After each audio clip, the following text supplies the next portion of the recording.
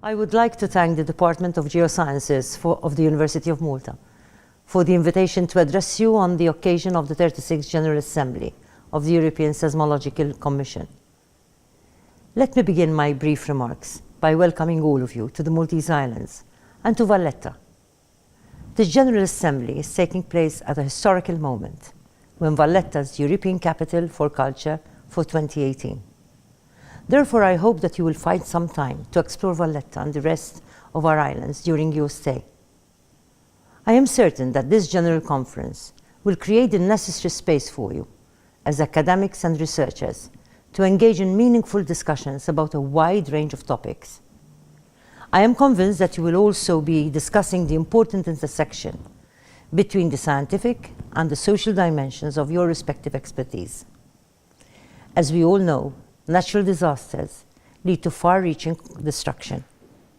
However, we must acknowledge that although every country is negatively affected by such disasters, certain communities and countries are more vulnerable than others. A 3-decade survey conducted by the United Nations Secretariat of the International Strategy for Natural Disaster Reduction concluded that natural disasters have a disproportionately negative effect on the world's urban poor. The survey found that billions of people are at an increased risk due to the inherent links between poverty and vulnerability to disaster. The same survey concludes that the vast majority of the lives lost due to natural disasters are in countries which are already subject to socio-economic hardships.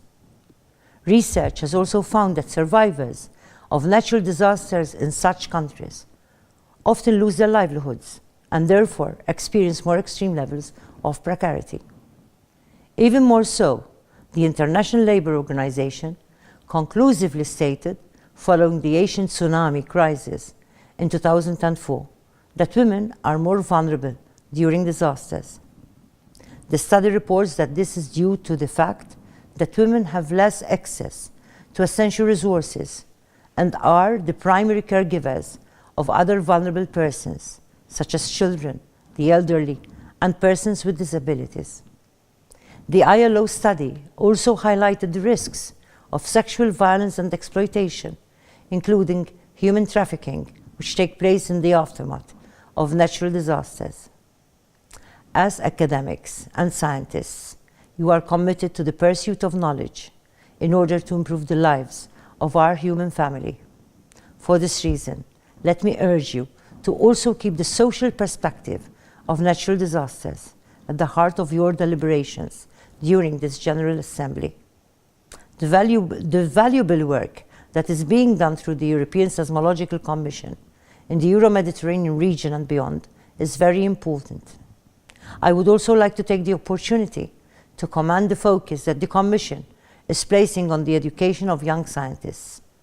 I am pleased to note that students from Europe, Africa, and other parts of the world have all had the opportunity to participate in the Young Seismologists training course, and I augur them every success in their future endeavors.